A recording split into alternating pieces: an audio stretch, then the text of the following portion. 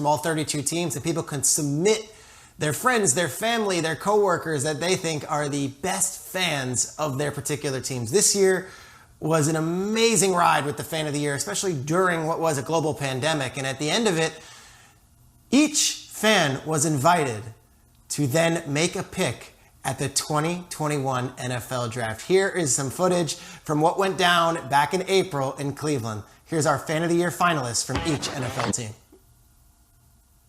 Last year, the NFL launched the Fan of the Year contest. You won Fan of the Year for the Miami Dolphins. Spotlighting 32 fans from around the league who have been a rallying force for their team and made an impact in their surrounding community.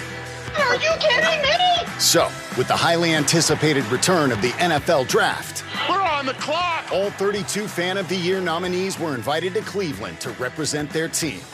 Cleveland, you guys ready to get started? This is for you, Who Dat Nation! And introduce the newest members of the franchise. I'm really looking forward to seeing who I get to announce. It's a dream come true. I am so excited. You have no idea. One pride, baby! Getting to be here representing my hometown was very exciting, and I was very honored. The fans here are going nuts. It's just been an absolute amazing experience. We got 6. What a great experience to come in as a Fan of the Year. Overall, NFL Fan of the Year winner, Brandon Galloway. Anybody who wants to be the Fan of the Year, I completely advocate for it. It is an awesome program, Super Bowl trips, everything that you can ask for is in this experience. Thank you, fans, for being the lifeblood of the NFL. And we're doing it again this year, and the winner will get 2 tickets to the Super Bowl in Los Angeles. It's an awesome experience. That was Brandon Galloway. He won for the Tennessee Titans as the Fan of the Year, and then was the entire NFL's Fan of the Year. Got to go to the Super Bowl, got to make a pick at the draft. Nominate your friend, your family, your coworkers, whoever at NFL.com/Fan of the Year. Throw your name in the ring. You never know. I want it to be somebody that watches our show. We have so many super passionate fans watching Good Morning Football every morning loyally. Get your submissions in. Maybe Schrager will help pick you. All right, well, Selva's popping up here in the box. You see MJD is here. It is a party on Good Morning Football, and mini camps are kicking off and underway all across the league. That's right, Kay and guys. MJD, is always great to have you on, my friend. The pride of De La Salle, working my hours. Now you know how it feels, my friend. Good to have you on the program. And we start in Atlanta, where, of course, with Julio Jones now out of the ATL, Calvin Ridley will be seriously counted on to step up in his absence, along with rookie tight end Kyle Pitts. But the reality here is it may be a while before we see Ridley back on the practice field. NFL Network insider Ian Rappaport is reporting this morning the 4th-year receiver recently underwent minor foot surgery and will miss minicamp. But Ian adds Ridley is expected to be ready for training camp. Ridley with the chance to be the Falcons' #1 receiver, as he's coming off a career high in receiving yards to go along with 9 TDs in 2020. Rap Sheet also reporting this morning that former Pro Bowl running back Todd Gurley is visiting with the Ravens today. Gurley, who played for the Falcons last season, recently visited with the Lions as well. Baltimore recently signing Gus Edwards to an extension, as they also have J.K. Dobbins in the backfield as well. And as we know, MJD is bullish on J.K. Dobbins. Bears head coach Matt Nagy was the offensive coordinator for the Kansas City Chiefs for Patrick Mahomes' rookie year, where he sat behind Alex Smith. The question is this a situation Nagy would consider this season with Andy Dalton and Justin Fields? Justin's going to be Justin, no doubt about it. And Andy's going to be Andy, but they're going to learn from each other. And I think right now, just little things that I'm seeing in the meeting room and out here at practice, it really does remind me of prior experiences that I've been a part of. He has that mentality of rip your heart out. And so there's a couple plays in there, and not just today, but other days, where these quarterbacks are staying aggressive. And you got to see a taste of that today with Justin.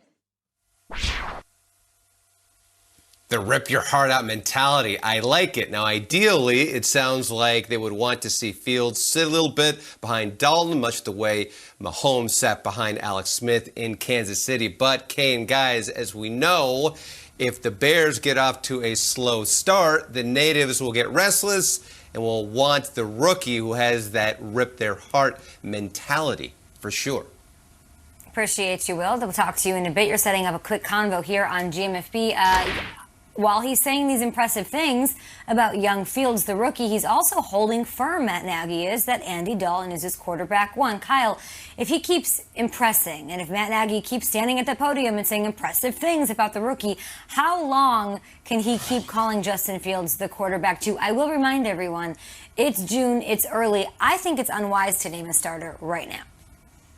Well, listen, the Mahomes and Alex Smith comparison is nice and neat and everything, but it falls apart when you realize that, first of all, I don't think Andy Dalton is as good as Alex Smith was at the time. It's not that easy. And when does it fall apart? When Justin Fields' talent starts blowing people away. There's a great quote out right now that Bears Twitter's freaking out about. This great young receiver they have, Darnell Mooney, their deep threat, bright future. His quote is, "The very first pass Fields threw me, when he threw it to me, I was smiling mid-route." Like, he's like, oh, this is different. I love this dude. He runs a 4.4. He's tall. He's a monster. He's not Andy Dalton. It's going to be really hard to keep him at bay. And I mean that before the opener. I'm not sure Nagy's going to do it. You know what, Kyle? I would say this. Justin Fields is phenomenal. I thought not only was he the steal of the draft, I thought he was the most NFL-ready quarterback coming out when you watch his tape. And, obviously when you study the draft and things like that. To me, he can do everything. Throw in the pocket. He can ad-lib and get out and throw it down the field, what we're seeing a lot of these young quarterbacks be able to do as we watch here. All those things. This is the one thing. He's not going to play week one. And let me tell you why. There's a guy in week one that they're going to go against from the other side, number 99 for the Los Angeles Rams, that I don't want this young man to go against. I don't want him to get sacked by Aaron Donald and lose his confidence. I want him to be confident when he comes out there. I just wouldn't put him against his front five. That's just what I wouldn't do. And I think Matt Nagy is smart in saying Andy Dalton's going to start week one, and then week two, we may just put in Justin Fields. I'll never forget a couple years ago when the Houston Texans drafted Deshaun Watson, and all offseason we talked, will it be Tom Savage or Deshaun Watson? And Bill O'Brien dug his heels in and was like, we're starting Tom Savage. Like, halftime of week one, they were like, we're going to Deshaun Watson. And then Deshaun Watson was the guy ever since. If Justin Fields blows Andy Dalton out of the water in training camp, like, don't do this out of just conviction and this is what I believe in. Like, we'll know. And Kay, to your point, it's early, it's June. We don't need to name anything now. But come August, the team will know, the players will know. And if Justin Fields is ready to go, don't be scared of Aaron Donald. You're going to have to face a lot of scary defensive players. And certainly do not do this out of some 1993 method that we did with Michael Vick and Chris Chandler, or we did with Steve McNair and Chris Chandler, and we have to make sure that they're ready. Screw that. I saw Gardner Minshew start as a rookie. I could see Justin Fields start as a rookie. Let's go. Let's go, he says. He hasn't even had a real practice yet. I would just say, once you put him in and name him the starter, you can't take that back. The toothpaste not going back into the tube. So see how he does in actual training camp and go from there. Training camp was a great answer to that, Schrags. I agree with you. At GMFB with your thoughts as we